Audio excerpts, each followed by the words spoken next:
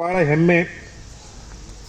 ಒಬ್ಬ ಮನುಷ್ಯನ ಕಾಪಾಡಬೇಕು ಅಂದರೆ ದೇವ್ರು ನೆನೆಸ್ಕೋತಾರೆ, ಮತ್ತು ಡಾಕ್ಟರ್ ನೆನೆಸ್ಕೋತಾರೆ. ಅದೇ ರೀತಿ ನಮ್ಮ ರಕ್ಷಣೆ ಮಾಡುವಂಥ ಜವಾನರು ಅಂದರೆ ಯೋಧರು, ಜವಾನ್ ಅಂದರೆ ಹಿಂದಿನ ಜವಾನ್ ಅಂತ ಹೇಳ್ತಾರೆ, ಅದನ್ನು ಕನ್ನಡದಲ್ಲಿ ಯೋಧರು ಅಂತಾರೆ. ಅವರೂ ಸಹ ನಮಗೆ ದೇವರು ಸಮಾನ ಅಂತ ನೆನೆಸ್ಕೊಂಡು ನಮಗೋಸ್ಕರ ಪ್ರಾಣತ್ಯಾಗ ಮಾಡಿ ದೇಶದ ರಕ್ಷಣೆ ಮಾಡಿ ಬಲಿದಾನವಾಗಿ ಅಮರರಾಗಿರೋರಿಗೆ ಇಂದು ನಾವು ನೆನೆಸ್ಕೋತಾ ಇದ್ದೀವಿ. ಎಸ್ಪೆಷಲಿ ನಮ್ಮ ಮಾಜಿ ಸೈನಿಕರು ಸದಾಕಾಲ ಅವ್ರಿಗೆ ಅವರು ಅಮರರಾಗಿರಲಿ ಅಂತ ನಾವು ಪ್ರತಿದಿನ ನೆನೆಸ್ಕೊಳ್ಬೇಕು ಅಂತ ನನ್ನ ಒಂದು ವಿನಂತಿ. ಇದು ನಮ್ಮ ಭಾರತ ಇತಿಹಾಸದಲ್ಲೇ ನಡೆದಿರೋಂಥ ಒಂದು ಮಹಾನ್ ದೊಡ್ಡ ಯುದ್ಧ. ಯಾವುದು? ಬಾಂಗ್ಲಾದೇಶ ಯುದ್ಧ. ಆ ಯುದ್ಧದಲ್ಲಿ ಮೂರೂ ಸೇನೆಗಳು ಸಕ್ರಿಯವಾಗಿ, ಮೊದಲು ಯೋಗೇಶ್ ಅವರು ಹೇಳಿದಾಗೆ ತುಂಬ ಆಕ್ಟಿವ್ ಆಗಿ ನಮ್ಮ ಇಡೀ ಭಾರತದ ಎಲ್ಲ ಬಾರ್ಡರ್ಗಳಲ್ಲೂ ರಕ್ಷಣೆ ಮಾಡೋಕ್ಕೋಸ್ಕರ ಯುದ್ಧ ಮಾಡಿದ್ದು ಸತ್ಯ. ಇದು ಯಾವಾಗಲೂ ನಮ್ಮ ಇತಿಹಾಸದಲ್ಲಿ ಉಳಿದಿರುತ್ತೆ.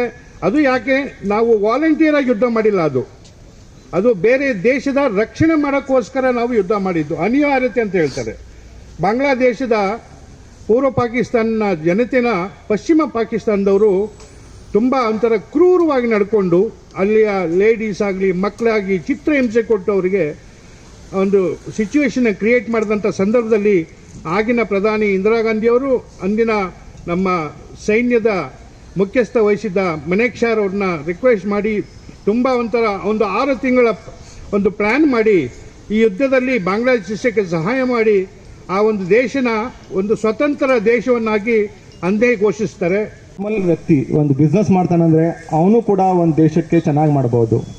ಆ ಥರ ನಾವು ಒಂದು ವರ್ಷದಲ್ಲಿ 1 ಜನವರಿಗೆ ನಾವು ಒಂದು ಕಮಿಟ್ಮೆಂಟ್ ಮಾಡಬೇಕು. ಏನಪ್ಪ ಅಂತಂತಂದರೆ, ನಾವು ಸೊಸೈಟಿಗೆ ನಾವು ಉಡುಪು ಏನು ಕೊಡ್ತೇವೆ, ಈ ಲಾಸ್ಟ್ 1 ಇಯರ್ದಲ್ಲಿ ನಾನು ಏನು ಉಡುಪು ಕೊಟ್ಟೆ, ಒಂದು ಕಮಿಟ್ಮೆಂಟ್ ಮಾಡಬೇಕು ನಾವು ಲೈಫಲ್ಲಿ. ಆ ಕಮಿಟ್ಮೆಂಟ್ ಯಾವ ಥರ ಇರಬೇಕಂತಂದರೆ, ನೀವು ಒಬ್ಬರೇ ಮಾಡೋಕ್ಕಾಗಲ್ಲ ಸೊಸೈಟಿಯಲ್ಲಿ. ಇದು ನಾನು ಗ್ಯಾರಂಟಿ ಹೇಳ್ತೇನೆ, ನಿಮ್ಗೊಂದು ಟೀಮ್ ಅನ್ನೋದು ಬೇಕು. ಆ ಟೀಮನ್ನು ನೀವೇ ಮಾಡಬೇಕು. ಅದಕ್ಕೆ ಅಂದರೆ ನೀವು ಎಲ್ಲರೂ ಕೂಡಿ ಮಾಡಿದ್ರೆ ಆಗುತ್ತೆ, ಒಬ್ಬರೇ ಮಾಡಿದ್ರೆ ಆಗಲ್ಲ. ಇದನ್ನ ಹೇಳಲ್ಪಡ್ತೇನೆ. ಅದಕ್ಕೋಸ್ಕರ ಕಮಿಟ್ಮೆಂಟ್ ಬೇಕು. ಫಸ್ಟ್ ಒಂದು ಇನಿಷಿಯೇಟಿವ್ ಬೇಕು. ಆ ಇನಿಷಿಯೇಟಿವ್ ಜೊತೆಗೆ ಒಂದು ಟೀಮ್ ಬೇಕು. ಆ ಟೀಮ್ ಇದ್ದರೆ ನೀವು ಏನೋ ಒಂದು ಸಾಧನೆ ಮಾಡ್ಬೋದು. ಈಗ ನೋಡ್ರಿ, ಈಗ ನಿಮ್ಮ ಆಸ್ಪಾಸ್ ಎಲ್ಲ ನೋಡ್ತಿರಲ್ಲ, ಇದು ಚೆನ್ನಾಗಿ ಗಾರ್ಡನ್ ಮೇಂಟೈನ್ ಇದೆ, ಇದು ನಮ್ಮದು ವಾರ್ ಮೆಮೊರಿ ಚೆನ್ನಾಗಿ ಮೇಂಟೈನ್ ಇದೆ. ಇದು ಯಾಕದೆ?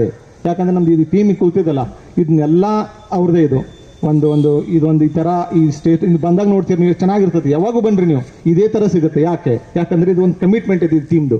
ಅದೇ ಥರ ನೀವು ಎಲ್ಲಿರ್ತೀರಿ, ಯಾವ ಡಿಸ್ಟ್ರಿಕ್ಟಲ್ಲಿ ಇರ್ತೀರಿ, ಯಾವ ತಾಲೂಕಲ್ಲಿ ಇರ್ತೀರಿ, ಯಾವ ಊರಲ್ಲಿ ಇರ್ತೀರಿ, ಅಲ್ಲಿ ಒಂದು ನಿಮ್ಮ ಕಮಿಟ್ಮೆಂಟ್ ಬೇಕು. ಒಂದು ಸೊಸೈಟಿ ಬದ್ದಲು ನೀವು ನಿಮ್ಮ ವೈಯಕ್ತಿಕವಾಗಿ ನಿಮ್ಮ ಬಿಸ್ನೆಸ್ಸಲ್ಲಿ ನೀವು ಎಲ್ಲ ಮಾಡ್ಬೋದು. ಆದರೆ 1 ತಾಸು ಅಥವಾ 2 ತಾಸು ಈ ಥರ ನಾವು ಒಂದು ಸೊಸೈಟಿಗೆ ನಾವು ಕೊಡಲೇಬೇಕು. ಹಾಗೇನಾದರೂ ನೀವು ಕೊಟ್ಟರೆ ನಮ್ಮ ದೇಶ ಒಂದು ಮಟ್ಟಿಗೆ ಆರಾಮ್ಸಿ ಅಥವಾ ಅಲ್ಲಿ ಹೋಗಿ ಮುಟ್ತದೆ ಅಂತ ನಂದೊಂದು ಭಾವನೆ.